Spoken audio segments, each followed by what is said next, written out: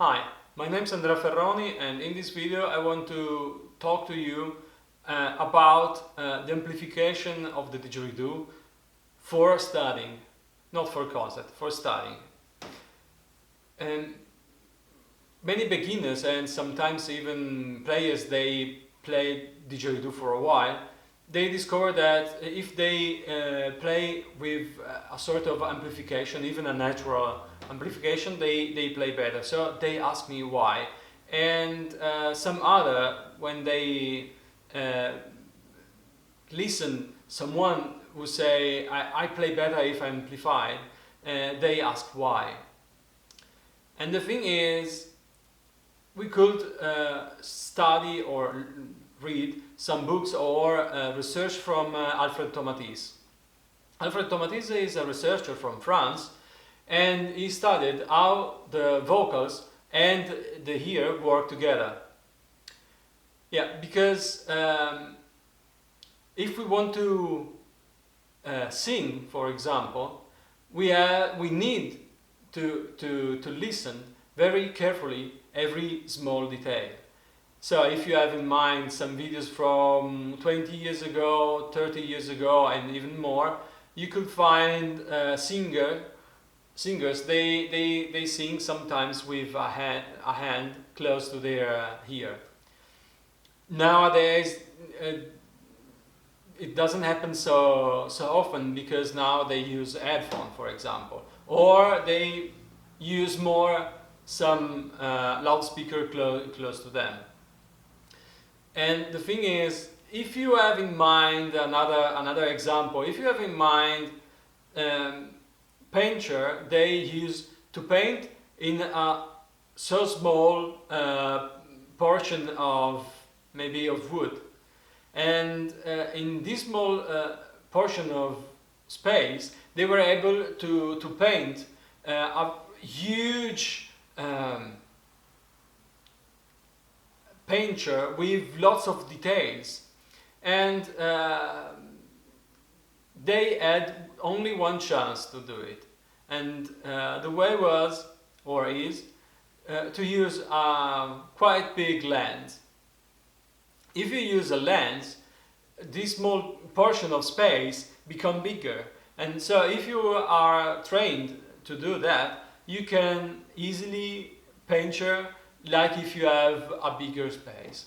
So in a way, if we use an amplification for playing, this can be useful to recognize every small detail of the color tone of our didgeridoo and every small detail of our sound.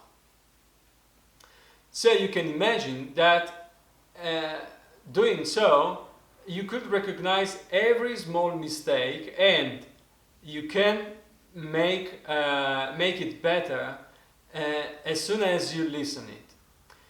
You have to think that our brain and our ear are able to recognize in 8 milliseconds if something is going wrong.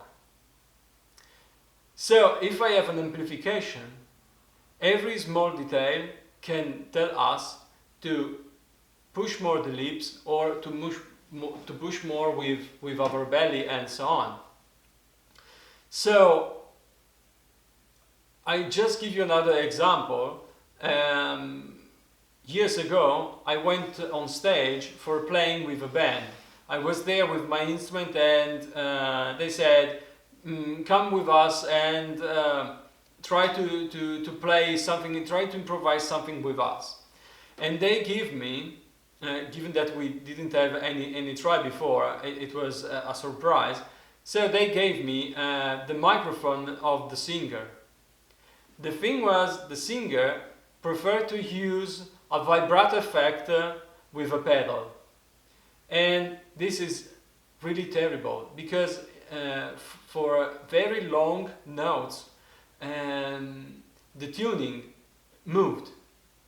And it is not a problem if we play the basic drum, but can be a problem if we have a feedback from our instrument that is different from what really it is. So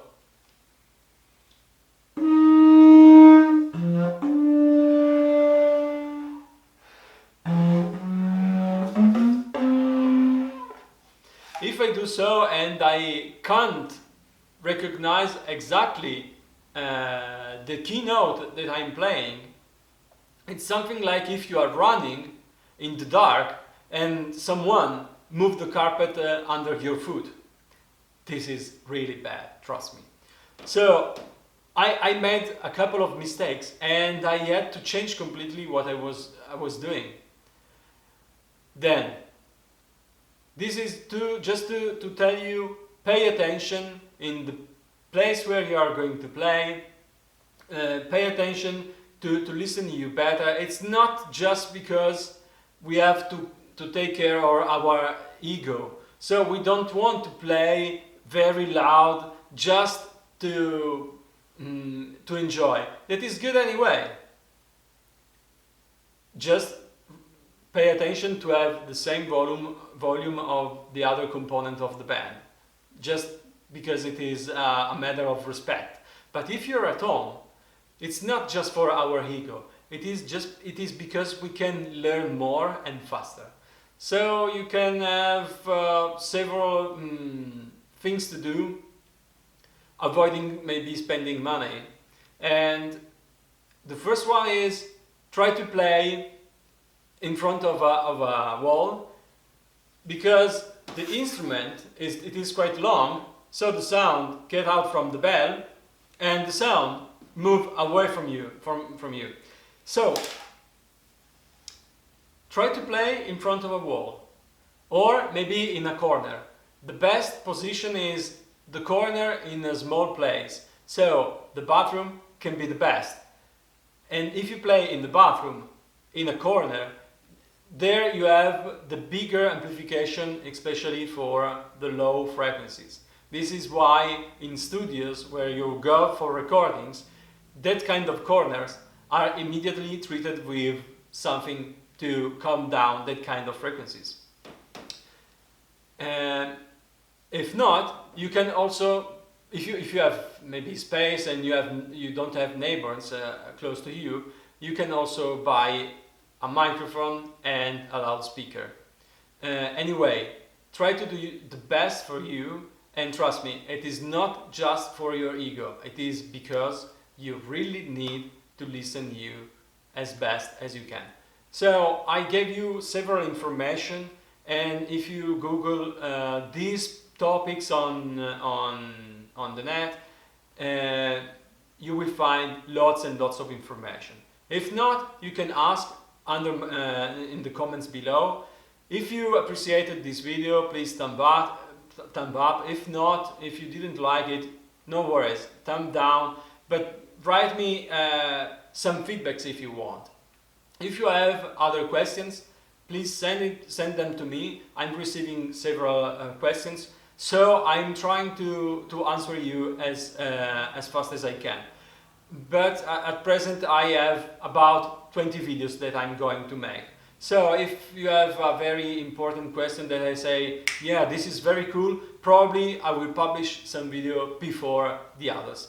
So thank you very much for your time. Subscribe to the channel if you like. See you for the next video.